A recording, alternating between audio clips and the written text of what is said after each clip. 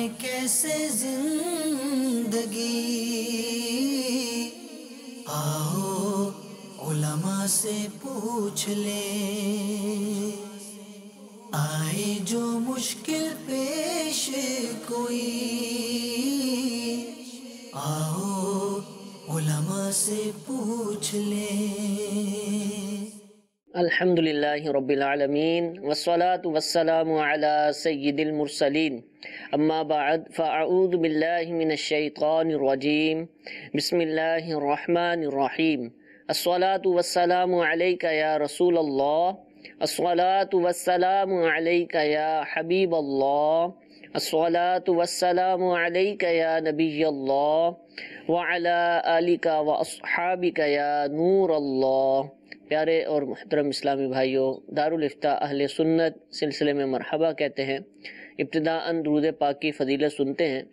نبی کریم صلی اللہ تعالی علیہ وآلہ وسلم کا فرمان عالی شان، جو کہ امیر اہل سنت دامت برکاتہم العالیہ نے اپنے رسالے ضیاء درود و سلام کے صفحہ نمبر 8 پر نقل کیا۔ نبی کریم علیہ السلام ارشاد فرماتے ہیں، جسے یہ پسند ہو کہ اللہ عز و جل کی بارگاہ میں پیش ہوتے وقت اللہ عز و جل اس سے راضی ہو، اسے چاہیے کہ مجھ پر کثرت سے درود شریف پڑھے۔ صلو علی الحبیب صلی اللہ تعالی علی محمد صلی اللہ تعالی علیہ وآلہ وسلم۔ جی ایک پہلی کال چلا دیجیے۔ السلام علیکم ورحمۃ اللہ وبرکاتہ۔ وعلیکم السلام ورحمۃ اللہ وبرکاتہ۔ سوال اسلام بھائی، مفتی صاحب سے میرا یہ سوال ہے کہ مغرب کی 3 فرض کی جگہ اگر 4 فرض بھول سے پڑھے جائیں تو اس کا شرعی حکم کیا ہوگا؟ جی حضور، 3 کے بجائے 4 فرض پڑھ لیے۔ الحمدللہ رب العالمین والصلاة والسلام علی سید الانبیاء والمرسلین۔ اگر کسی نے مغرب کے 3 رکعت فرض کی جگہ 4 پڑھ لیے تو اس کی 2 صورتیں ہیں۔ ایک یہ ہے کہ تیسری رکعت میں جو قعدہ اخیرہ ہوتا ہے وہ انہوں نے کیا ہے، اور دوسری صورت یہ ہے کہ وہ قعدہ اخیرہ نہیں کیا۔ تو اگر کسی نے قعدہ اخیرہ کیا تھا اور پھر وہ 3 رکعت پوری کرنے کے بعد چوتھی رکعت کے لیے کھڑے ہو گئے، تو اس میں حکم یہ ہے کہ اگر چوتھی رکعت کا سجدہ نہ کیا ہو تو اس سے پہلے اگر یاد آ گیا تو واپسی التحیات میں بیٹھ جائیں اور سجدہ سہو کر کے نماز کو کمپلیٹ کر سکتے ہیں۔ تو ان کی 3 رکعت مغرب درست ہو جائیں گی۔ ٹھیک ہے۔ اور اگر انہیں یاد نہیں آیا اور وہ سجدے میں چلے گئے تو اب ان کے اوپر 1 رکعت یہ جو انہوں نے پڑھی ہے چوتھی، تو چوتھی کے بعد 1 رکعت وہ اور ملائیں گے۔ اچھا 5 کر لیں گے۔ 5 کریں گے۔ ٹھیک ہے۔ تو چونکہ قعدہ اخیرہ انہوں نے کر لیا ہے تو وہ 3 رکعتیں فرض ہو جائیں گی، اور جو انہوں نے چوتھی رکعت پڑھی ہے وہ گویا نفل کی پہلی رکعت ہے، 1 رکعت اور ادا کریں گے تو یہ 2 رکعتیں نفل ہو جائیں گی، آخر میں سجدہ سہو کریں تو اس طرح ان کے 3 رکعت فرض مغرب کے ادا ہو جائیں گے اور 2 رکعت نفل کہلائیں گی۔ ٹھیک ہے۔ اور اگر انہوں نے قعدہ اخیرہ نہیں کیا تھا، یہ دوسری صورت کہ اگر قعدہ اخیرہ نہیں کیا تھا تو اس صورت میں اب یہ کھڑے ہو گئے، چوتھی رکعت کا سجدہ اگر نہیں کیا تو واپسی آ جائیں، تحیات میں بیٹھیں، تحیات پڑھ کے سجدہ سہو کر کے نماز کو کمپلیٹ کریں۔ اور اگر انہوں نے چوتھی رکعت کا سجدہ کر لیا ہے اور یہ وہ صورت ہے جس میں قعدہ اخیرہ انہوں نے نہیں کیا تھا، تو اگر چوتھی رکعت ادا کر لی ہے تو اب 1 اور رکعت نہیں ملانی، یہ 4 رکعتیں ان کی نفل ہو جائیں گی، اور جو مغرب کے 3 فرض ادا کرنا چاہ رہے تھے وہ ادا نہیں ہوں گے۔ ٹھیک ہے۔ وہ نئے سرے سے مغرب کے 3 فرض ادا کرنے ہوں گے۔ ٹھیک ہے جی مفتی انس صاحب سے ہم پہلا سوال کریں گے، کال چلائیے گا۔ میرا سوال یہ ہے کہ اکثر والدین اپنے بچوں کو کوئی حکم دیتے ہیں لیکن بچے اس حکم کو فوری طور پہ نہیں مانتے، لیکن بعد میں والدین کے حکم کو وہ مان لیتے ہیں، تو کیا اس طرح کرنا یہ نافرمانی کے زمرے میں تو نہیں آئے گا؟ جی حضور۔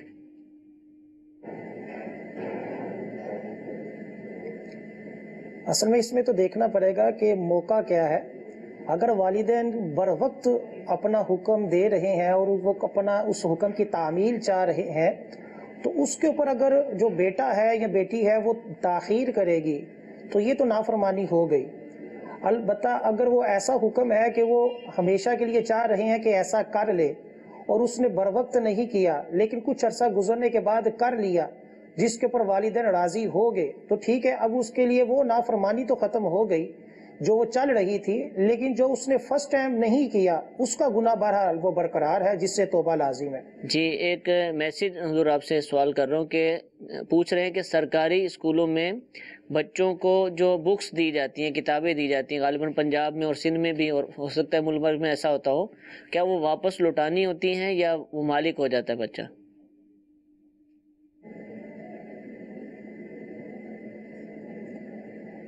عام طور پر تو یہ ایک قسم کے مکمل طور پر دے دی جاتی ہیں، ان کے سپرد کر دیا جاتا ہے، واپسی کا تقاضا نہیں ہوتا۔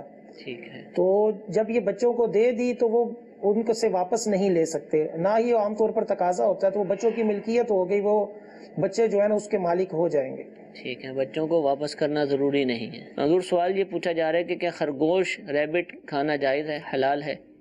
خرگوش یہ حلال جانوروں میں سے ہے، تو اگر اس کو ذبح شرعی کیا گیا ہو تو بلا شبہ اس کا گوشت بھی کھایا جا سکتا ہے۔ ٹھیک ہے، تو اگرچہ عام طور پہ ہمارے ہاں دستیاب نہیں ہوتا، لیکن بعض ایسے ایریاز کے جہاں پر یہ خرگوش آزاد پھر رہے ہوتے ہیں یا ویسے ہی لوگ پالتے ہیں، تو اس کو اگر وہ ذبح کر کے کھانا چاہیں تو بلا شبہ یہ جائز ہے۔ ٹھیک ہے، بلکہ احادیث مبارکہ میں صحابہ اکرام علیہم رضوان سے بھی اس کا گوشت کھانا، بلکہ سرکار دو عالم صلی اللہ علیہ وسلم سے بھی اس کا گوشت کھانا ثابت ہے۔ سبحان اللہ، اس کا ثابت ہے، کھایا جا سکتا ہے، حلال ہے۔ جی ایک کال چلائیے گا۔ حضور ایک مسئلہ ہے، اس میں رہنمائی فرما دیں۔ یہ جو آج کل کی سوسائٹی ہمارے معاشرے میں بیٹیوں کو ان کا حصہ نہیں دیا جاتا، اگرچہ وہ مانگتی بھی نہیں، لیکن اس کے بارے میں شرعی حکم کیا ہے؟ کیا یہ ہم کو ان کے نہ مانگنے کے باوجود بھی ان کا حصہ دینا چاہیے؟ اگر وہ نہیں مانگتی تو ہم نہیں دیتے؟ جی حضور، انس بھائی سے سوال ہے یہ۔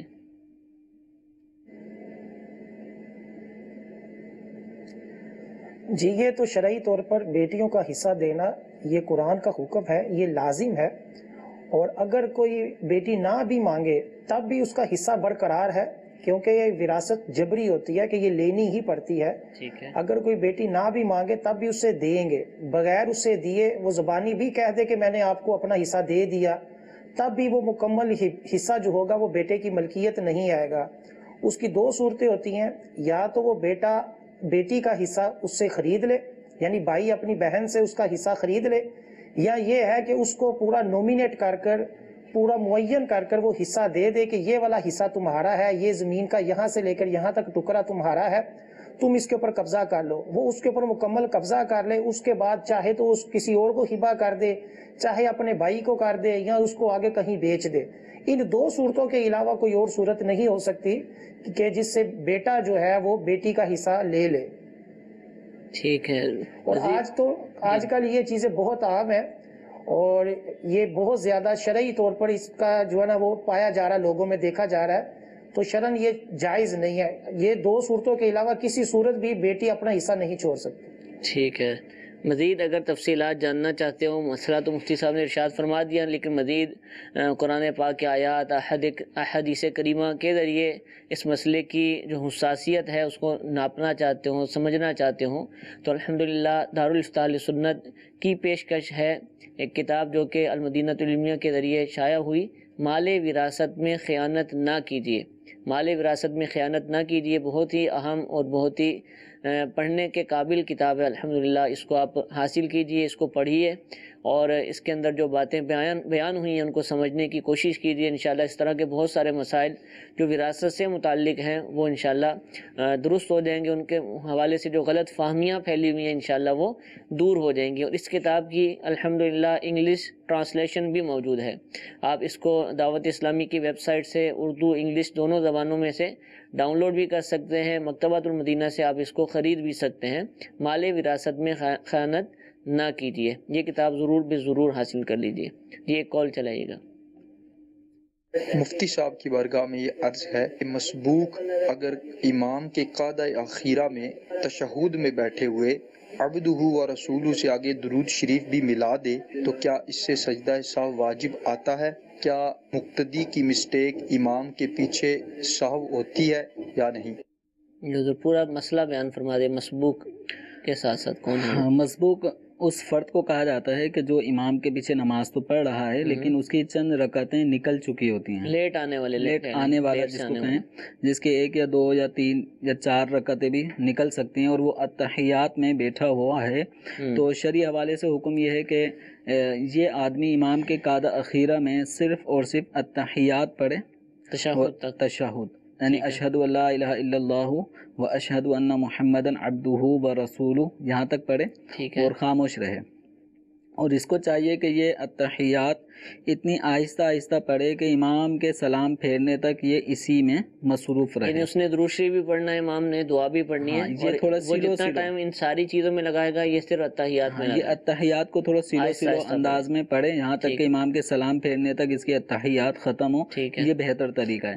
اب جو سوال میں انہوں نے پوچھا سائل محترم نے کہ وہ درود ابراہیمی پڑھ لیتا ہے، تو اگر مسبوق درود ابراہیمی امام کے قعدہ اخیرہ میں بیٹھے ہوئے حالت میں پڑھ لیتا ہے تو ایسا اس کو کرنا نہیں چاہیے تھا، کر لیا تو اس کے اوپر کوئی سجدہ سہو لازم نہیں ہوا، اس کی نماز ہو جائے گی اور اس کی وجہ سے امام کی نماز پہ کوئی سجدہ سہو لازم نہیں ہوگا کہ مقتدی کی اس طرح کی جو غلطیاں ہیں کہ جن میں کوئی سنت اس سے فوت ہو رہی ہو، ترک سنت عمل کا ارتکاب کر رہا ہو یا کوئی واجب عمل یہ زائد کر رہا ہو اپنی طرف سے، تو مقتدی کے اس طرح کے عمل سے دوران اقتدا جب تک وہ امام کی امامت میں موجود ہے، اقتدا کی حالت میں ہے، اس وقت تک نہ اس کے اوپر کوئی سجدہ سہو لازم ہوتا ہے نہ امام پر اس کی وجہ سے سجدہ سہو لازم ہوتا ہے۔ بس اس میں اس مقتدی کو خیال کرنا ہے کہ حالت اقتدا میں کوئی یہ سنت قصدن ترک نہ کرے، بھولے سے اگر کوئی سنت ترک ہو گئی تو اس سے اس کی اپنی جو نماز آئندہ پڑھے گا رکعتیں اس پہ کوئی اثر نہیں پڑے گا۔ ٹھیک، تو اس جو خاص انہوں نے کنڈیشن پوچھی ہے اس صورت میں نماز ہو جاتی ہے۔ اچھا، جلدی ختم ہو گیا یا جیسا آپ نے فرمایا بہتر ہے کہ وہ آہستہ آہستہ پڑھے، اگر وہ آہستہ آہستہ نہیں پڑھتا تو لازم تو نہیں ہے، اور اب پہلے فارغ ہو گیا اور خاموش بیٹھے گا، کیا کرے گا؟ اس صورت میں دوسرا آپشن یہ ہے، پہلا وہی تھا کہ تحیات کو آہستہ آہستہ دھیرے دھیرے پڑھتا ہوا امام کے سلام تک اختتام کر دے، اور اگر یہ پہلے ہی پڑھ چکا ہے جیسے نارمل لوگ اپنی رفتار میں پڑھ رہے ہوتے ہیں، تو اب دوسرا آپشن یہ ہے کہ یہ التحیات کے اختتام پر جو کلمہ شہادت پڑھا جا رہا ہوتا ہے اس کلمہ شہادت کا تکرار کرتا رہے۔ اچھا، یعنی اشہد ان لا الہ الا اللہ و اشہد ان محمدن عبدہ و رسولہ یہ پڑھتا رہے یہاں تک کہ امام سلام پھیرے۔ ٹھیک، اور تیسری صورت یہ ہے کہ التحیات مکمل ہو گئی، اب یہ خاموش رہے۔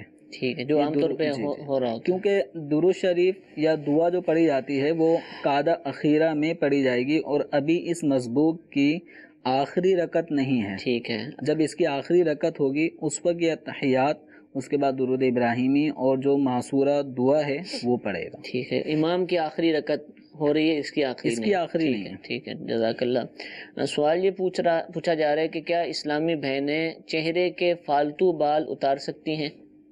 چہرے سے مراد جیسے اگر کسی کے گالوں پر رخسار پر کوئی رواں زیادہ آ چکا ہے تو ان کو وہ صاف کر سکتی ہیں۔ ٹھیک ہے، البتہ جو آئی برو ہے اس کی جو بناوٹ جو آج کل رائج ہے کثرت کے ساتھ، یہ دور رسالت سے ہی یہ سلسلہ چلتا ہوا آ رہا ہے خواتین میں، اور نبی کریم صلی اللہ تعالی علیہ وسلم نے ایسی عورتوں پہ لعنت فرمائی ہے جو یہ کام کرتی ہیں کرواتی ہیں۔ تو لہذا آئی بروز کے علاوہ بقیہ جو چہرے پر جو روئیں کی زیادتی ہو جاتی ہے تو اس زیادہ روئیں کو صاف کیا جا سکتا ہے۔ یہ بعض خواتین اس میں بلیچ وغیرہ لگا کر اس طرح کر دیتی ہیں کہ وہ ظاہر نہیں ہوتے، ٹھیک ہے، تو یہ بھی ان کے لیے جائز ہے۔ ٹھیک ہے، جزاک اللہ۔ جی ایک کال چلائے گا۔ سوال یہ تھا میرا کہ انسان کے دل میں وسوسے پیدا ہو تو انسان کیا کافر ہو سکتا ہے؟ جی انس بھائی، انسان کے دل میں وسوسے پیدا ہوں تو کیا وہ کافر ہو جاتا ہے؟ نہیں، وسوسوں سے تو کوئی حکم شرعی نہیں لگتا، البتہ یہ ہے کہ اس طرح کے جب وسوسے آئیں تو حدیث پاک میں یہی کہا گیا کہ یہ شیطان کی طرف سے ہوتے ہیں تو ان کی طرف توجہ نہ کی جائے، اور لا حول ولا قوت الا باللہ اور اس طرح کے وظیفے جو ہیں وہ کتابوں میں لکھے ہوئے ہیں۔ امیر علیہ سنت نے بھی وسوسوں کے علاج میں اس کے طریقے لکھے ہیں بچنے کے، تو ان کی طرف توجہ نہ کی جائے اور ان کو برا جانا جائے۔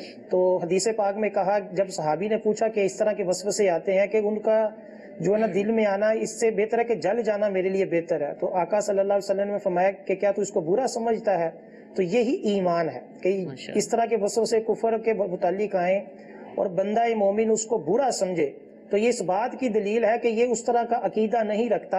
अब बस ये चाहिए कि ये शैतान के इस वार से बचता हुआ इसकी तरफ तवज्जो छोड़ दे, कोई और मौजू के ऊपर किताब पढ़े, इंशाअल्लाह अज़्ज़ वजल ये वसवसे आना बंद हो जाएंगे। ला हौल वला कुव्वता इल्ला बिल्लाह और आउज़ बिल्लाह। और इसी तरह अगर नमाज में आते हैं तो जो हदीस पाक में कहा गया कि बाईं तरफ थुतकार दे, तो ये वज़ाइफ लिखे हुए हैं, इनको पढ़ेगा तो इंशाअल्लाह अज़्ज़ वजल ये वसवसों से बाज आ जाएगा इंशाअल्लाह। मुफ्ती साहब ने जैसा कि इशारा भी दिया, अमीर अहले सुन्नत की किताब वसवसे और उनका इलाज, ये रिसाला है और बहुत ही प्यारा रिसाला है। जिनको वसवसे आते हैं वो बहुत ज़्यादा आजमाइश में होते हैं और समझ नहीं पा रहे होते, इसका मुफ्तियान इकराम को बहुत बार का तजर्बा है। तो अगर ये किताब पढ़ लेंगे, इसके अंदर जो बातें बयान की गई हैं उन पर गौर करेंगे, जो वज़ाइफ बताए गए हैं, वसवसे दूर करने के जो तरीके लिखे गए हैं उन पर अमल करेंगे तो इंशाअल्लाह ज़वजल इस आजमाइश से नजात का इंशाअल्लाह कोई रास्ता बनेगा। जी एक कॉल चलाइएगा। गुजरात जामनगर से मोहम्मद साजिद अत्तारी अर्ज कर रहा हूँ। मुफ्ती साहब की बारगाह में अर्ज है कि मैं चॉकलेट का कारोबार करता हूँ, तो इसके अंदर कभी कभी चॉकलेट एक्सपायर हो जाती है, तो इसको बताए बिना बेचना कैसा? देखिए, चॉकलेट या इस तरह की बाज़ आइटम ऐसे होते हैं कि जिनमें एक्सपायरी डेट की बहुत ज़्यादा अहमियत होती है और वो चीज़ें इम्पोर्टेड भी होती हैं और बाकायदा उनकी वैल्यू है और उनकी एक्सपायरी को सामने रखकर ही उनकी कीमत को अप डाउन रखा जाता है। तो अगर कोई चीज़ ऐसी है कि जिसकी एक्सपायरी डेट आ जाने की वजह से उसकी अब वो वैल्यू, वो कीमत नहीं रहती जो एक्सपायरी ड्यूरेशन शुरू होने से पहले थी, ठीक है, तो अगर कीमत में कमी आती है तो फिर ये वाज़े करना होगा कि ये चीज़ एक्सपायर हो चुकी है, ठीक, और इस तारीख को एक्सपायर हो चुकी है, अभी 1 हफ़्ता हुआ है, 2 दिन हुए हैं, 1 महीना हुआ है। बात चीज़ें ऐसी होती हैं जो कुछ महीनों तक भी काबिल इस्तेमाल होती हैं और मुज़िर असरात उनमें पैदा नहीं होते हैं, लेकिन एक्सपायरी की वजह से रेट में कमी आ जाती है। तो अब ख़रीदार को बताना होगा ठीक कि वो चीज़ के जिसकी वजह से कीमत में कमी आ जाए, तो अब वो कमी का बताए बगैर बेचना ये एक गलत सूरत है, धोखा है, और बस बाज़ सूरतों में ये ऐब भी बन जाती है। तो ख़रीदार के साथ अगर ऐसा हुआ तो वो वापसी करने का भी हक रखता है कि ये चीज़ आपने मुझे एक्सपायर दे दी है, मेरे पैसे वापस दें और ये चीज़ अपनी वापस लें। तो बता कर देना इनका फिर तो बिलाशुबा जायज़ है। अब जिस रेट पर भी इनकी आपस में रजामंदी हो जाए, चाहे वही रेट जो एक्सपायरी डेट से पहले था उसी रेट पे सौदा हो जाए, या रेट कम होने की सूरत में जिस रेट पे दोनों फरीकें राज़ी हो जाएं, ये सौदा कर सकते हैं, लेकिन वाज़े करना होगा। ठीक है। अच्छा, ये तो हुजूर आपने बेचने वालों का बताया ना, बाज़ लोग एक्सपायरी वाली है जिनकी एक्सपायरियाँ आ चुकी होती हैं, ख़त्म हो रहा होता है मामला, उनको ढूंढ रहे होते हैं चीज़ें सस्ती मिल जाएंगी, और ऐसी जगह बाज़ार स्टोर्स होते हैं कि जहाँ मिल जाती हैं चीज़ें। जो खाने पीने की चीज़ें पता है कि इस पर लिखा हुआ है कि एक्सपायर्ड, ख़त्म होगी डेट, और वो दिल को मुतमिन करे नहीं हर चीज़ में 1-2 महीने होते ही होंगे, तो उन्होंने एहतियातन लिख दिए ताकि बचा जाए, या ये चीज़ भी पेश नज़र ना हो और इस्तेमाल करे, तो उस पर कोई हुक्म शरई है कि वो अपने आप को ज़रर पहुंचा रहा है, तकलीफ़ में डालने का अंदेशा है, या कर सकता है वो इस्तेमाल? लेकिन बाज़ चीज़ें तो ऐसी हो सकता है हों कि जिनका रिएक्शन होता हो। ठीक है, ख़ासकर दवाओं में शायद ये सूरत होती है कि उसकी एक्सपायरी डेट आ जाने के बाद अब उसको इस्तेमाल करना, वो साइड इफ़ेक्ट उसके हो सकते हैं। अब ये देख लिया जाए कि अब सस्ता मिलने की वजह से अगर हम कोई चीज़ खा लें, पी लें, और जितने सस्ते होने को सामने रखकर हमने बहुत ज़्यादा वो चीज़ें ख़रीद ली, ले ली, बच्चों को भी खिला रहे हैं, तो कहीं ऐसा ना हो कि फिर डॉक्टर के पास ही जितने हमने पैसे बचाए या समझा कि हमने लूट ली चीज़ें, मार्केट में जैसे आके बहुत ज़्यादा सामान सस्ते दामों मिल गया, तो कहीं ऐसा ना हो कि ये दाम जो हमने बचाए अपने तौर पर ये डॉक्टर की फ़ीसों में जा रहे हैं, तबीयत अलग ख़राब हो रही हो। तो हत्तल इम्कान होश हवास बिल्कुल बहाल रखते हुए इस तरह खाने पीने की चीज़ों को बहरहाल इस्तेमाल करते हुए इसका ख्याल रखें कि एक्सपायरी डेट आने की सूरत में अगर खा रहे हैं तो इसके साइड इफ़ेक्ट तो नहीं होंगे। अगर वाक़ईतन पता है कि ये चीज़ एक्सपायर हो चुकी है और इसको खाने की वजह से तबीयत ख़राब हो सकती है, तो अब शरन भी मुमानत हो जाएगी। तो इसलिए महज सस्ता होना ना देखें, चीज़ उम्दा और अच्छी हो اگرچہ کچھ مہنگی ہے، بہت زیادہ نہ کھانے کے بجائے تھوڑا کھایا جائے اور اچھا کھایا جائے، اس فارمولے کو استعمال کرنا چاہیے۔ ٹھیک ہے جی، جزاک اللہ۔ جی ایک اور کال چلائیے گا۔ میرا نام ذوالفقار علی اطاری رسول نگر سے رہنے والا ہوں۔ مفتی صاحب کی بارگاہ میں عرض ہے کہ چوہا اگر گھی کے پیکٹ میں سے کچھ کھا لے تو اس کا کیا حکم ہے؟ السلام علیکم ورحمۃ اللہ وبرکاتہ۔ جی حضور۔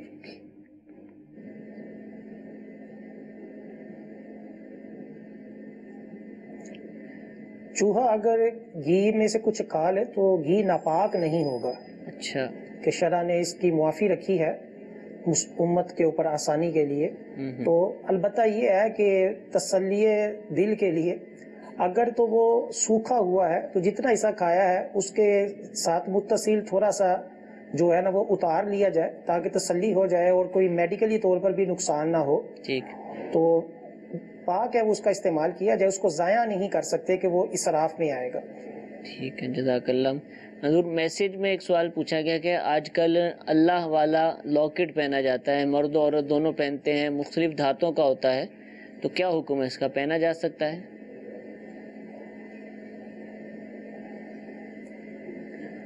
اصل میں اللہ والا لاکٹ مرد کے لیے تو کسی صورت بھی جائز نہیں ہے، البتہ عورت کے لیے اس کی اجازت تو ہے، بشرط یہ کہ وہ اس کی پوری تعظیم کرے اور قضائے حاجت میں جب کوئی جائے تو اس کو اتارے، ورنہ یہ ہے کہ اسی حالت میں جانا بھی یہ بے ادبی ہے۔ جیسا کہ نبی کریم صلی اللہ علیہ وسلم کی جو انگوٹھی مبارک تھی جس میں محمد رسول اللہ لکھا ہوا تھا، تو مشکات شریف کی حدیث پاک نبی کریم صلی اللہ علیہ وسلم جب قضائے حاجت کے لیے تشریف لے جاتے تو اس کو اتار لیتے تھے۔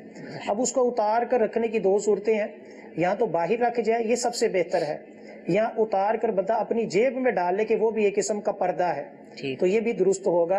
اسی حالت میں جانا یہ بے ادبی ہے، اور مرد کے لیے تو کسی صورت جائز نہیں، عورت کے لیے جائز ہے۔ ٹھیک، یعنی مرد کسی بھی دھات، سونا، چاندی، پیتل، کسی بھی دھات میں نہیں پہن سکتا، یہ آپ ارشاد فرمانا چاہ رہے ہیں؟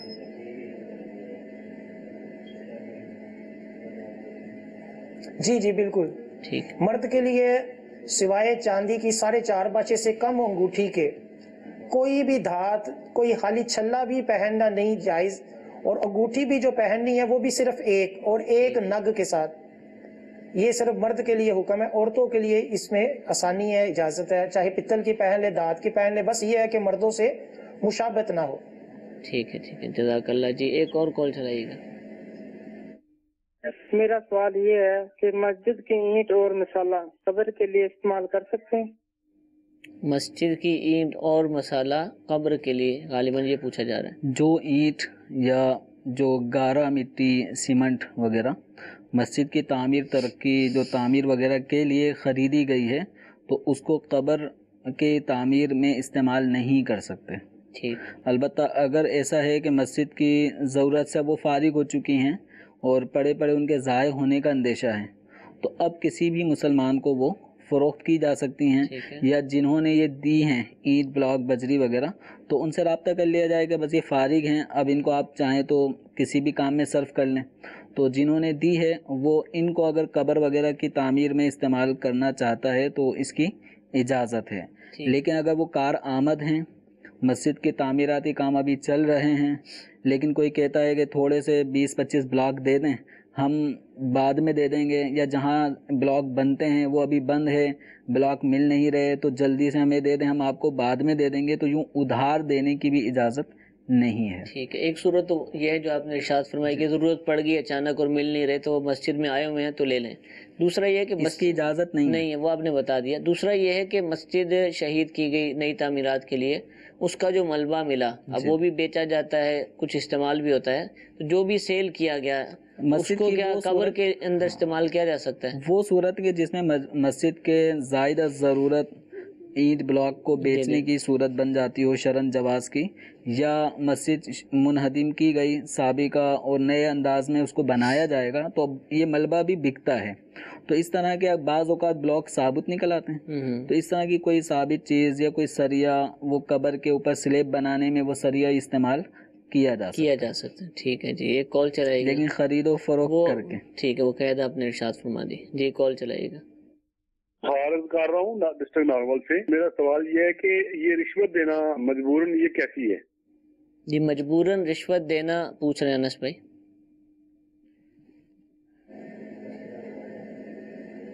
شرعی طور پر تو رشوت علی العموم ہی ناجائز ہے، اور مجبوری کی کنڈیشن سامنے آئے گی تو پھر ہی فیصلہ ہوگا کہ اس صورت میں رشوت دینا جائز ہے کہ نہیں. عمومی قاعدہ کلیہ یہ ہے کہ جہاں حق نکل رہا ہو تو اس صورت میں دل میں برا جانتے ہوئے رشوت دینے کی اجازت ہے. جیسے کہ زید ہے، اس کے پیسے کہیں پھنسے ہوئے ہیں اور وہ بغیر رشوت دیے وہ مال اس کا نہیں مل رہا جو کہ اس کا حق ہے، تو اس صورت میں رشوت دینے کی اجازت ہے. یہ نہیں ہے کہ کوئی نوکری چاہیے تو اس کے لیے رشوت دے دے، اس کو مجبوری سمجھے، ایسا نہیں ہو سکتا ہے. اسی طرح اپنا کوئی کاروبار کر رہا ہے اور رشوت کے ساتھ اپنا نظام چلا رہا ہے اور یہ کہے کہ یہ مجبوری ہے کہ میں رشوت دوں گا، تو یہ بھی کوئی دلیل نہیں ہوگی. اسی طرح اور کوئی ایسی اپنے ذہن میں بندے نے بٹھائی ہو کہ یہ مجبوری ہے، وہ مجبوری نہیں ہوگی. بس یہی مجبوری ہے کہ کہیں اس کا حق مارا جا رہا ہے تو وہ اپنا حق بچانے کے لیے دل میں برا جانتے ہوئے وہ رشوت دے سکتا ہے، ورنہ کسی اور صورت میں اس کی اجازت نہیں ہوگی.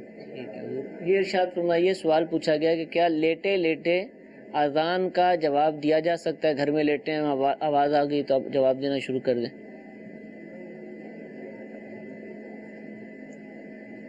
لیٹے لیٹے اذان کا جواب دیا جا سکتا ہے، اور ادب یہ ہے کہ پاؤں کو بالکل سٹریٹ نہ کرے، تھوڑے سے اس کو بینڈ کر لے، تو اس میں کوئی حرج نہیں. اذان کے علاوہ بھی قرآن بھی پڑھ سکتا ہے اسی حالت میں لیٹے لیٹے، ذکر و درود جو بھی ذکر اذکار کرنے وہ بھی کر سکتا ہے. ٹھیک ہے حضور. اسی سے ملتا جلتا سوال ہے کہ گھروں میں عام طور پہ بیڈ ہوتا ہے اور بیڈ کے سامنے ٹی وی رکھا ہوتا ہے، LCD دیوار کے ساتھ ہینگ ہوتی ہیں. ہم مدنی چینل دیکھتے ہیں الحمدللہ، گنبد شریف کی تصویر ہے اور بھی متبرک چیزیں نظر آ رہی ہوتی ہیں، تو کیا اسکرین کی طرف پاؤں کیے جا سکتے ہیں؟ اگر اس اسکرین پہ جیسے قرآن پاک ویڈیو میں دکھایا جا رہا ہے یا پڑھایا جا رہا ہے، کچھ بھی آ سکتا ہے نا، کچھ بھی کسی لمحے کچھ بھی ہو سکتا ہے. دین متین کی تعلیم دی جا رہی ہے، جیسے اس وقت مدنی چینل دیکھا جا رہا ہے تو اس وقت شرعی مسائل بتائے جا رہے ہیں. تو اس طرح کے شرعی مسائل بتائے جا رہے ہیں تو اس طرح کی محفل مجلس گویا آپ کے گھر میں لگی ہوئی ہے بذریعہ مدنی چینل. تو اب یہ ہے اس کی طرف پاؤں کر کے بالکل پھیلا کے بیٹھنا لیٹنا، تو یہ دیکھنے والے کو بھی معیوب لگے گا. ٹھیک ہے. اور ادب یا بے ادبی کا دار و مدار عرف پر ہے. ٹھیک ہے. تو اگر عرف میں اس کو معیوب سمجھا جا رہا ہے کہ چینل پر دینی مذہبی تعلیم بیان کی جا رہی ہے، شرعی مسائل بتائے جا رہے ہیں، یا محافل نعت ہے، علماء کے بیانات ہو رہے ہیں، تو اس کی طرف پاؤں کرنا تو یہ ہمارے عرف میں ظاہر یہی ہے کہ اس کو برا ہی سمجھا جائے گا. تو اس لیے ادباً اپنے پاؤں کو سمیٹ لینا چاہیے. ٹھیک ہے. آخری سوال آپ سے پوچھوں گا، یہ معلومات ہی کے حوالے سے، اور کافی لوگ پوچھتے ہیں کہ کیا حضرت اویس قرنی رضی اللہ تعالیٰ عنہ نے اپنے دانتوں کو شہید کیا تھا؟ حضرت اویس قرنی رضی اللہ تعالیٰ عنہ یہ بہت زبردست جلیل القدر تابعی بزرگ ہیں، اور ان کے بارے میں یہ جو مشہور ہے عوام میں کہ انہوں نے جب خبر سنی کہ سرکار دو عالم صلی اللہ علیہ وسلم کا دندان شریف شہید ہوا ہے، تو ان کے بارے میں جو مشہور ہے کہ انہوں نے ایک دانت نکالا، پھر سوچا کہ شاید یہ والا دانت شہید ہوا ہوگا، پھر دوسرا دانت نکال دیا، تو اس طرح سارے دانت انہوں نے نکال دیے تھے. تو یہ واقعہ مستند نہیں ہے، اگرچہ عوام میں بہت زیادہ. اس کے آگے کی بھی بات مشہور ہے کہ پھر کیلا بھی انہی کے لیے پیدا کیا گیا. کیلا نرم ہوتا ہے اور ان کے لیے، تو یہ عوام میں جو مشہور ہے کہ انہوں نے سارے دانت نکال دیے تھے، تو یہ مستند کوئی روایت نہیں ہے. باقی بہت بڑے عاشق رسول تھے، ان کے عشق رسول میں تو کوئی دو رائے نہیں ہے. یعنی اس واقعے پر ان کا عشق رسول موقوف نہیں ہے. اس واقعے پہ موقوف نہیں ہے، عشق رسول ایک الگ ہی چیز ہے. ٹھیک ہے، ماشاءاللہ. اللہ تعالیٰ ہم سب کو بھی نبی کریم علیہ السلام کی سچی پکی محبت عطا فرمائے، آپ کا عشق عطا فرمائے، آپ کی سنتوں پر عمل کرنے کی توفیق عطا فرمائے. الحمدللہ دارالفلاح سنت کا سلسلہ آپ نے ملاحظہ فرمایا. 2 مفتیان کرام ہمارے ساتھ تشریف فرماتے ہیں، بہت سارے مسائل ہم نے سیکھے. اللہ تعالیٰ ہمیں ان ساری باتوں پر عمل کرنے کی توفیق عطا فرمائے. صلو علی الحبیب صلی اللہ تعالی علی محمد صلی اللہ علیہ وسلم. گزارے کیسے زندگی،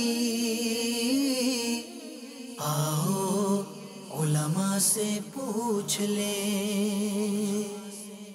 आए जो मुश्किल पेश कोई,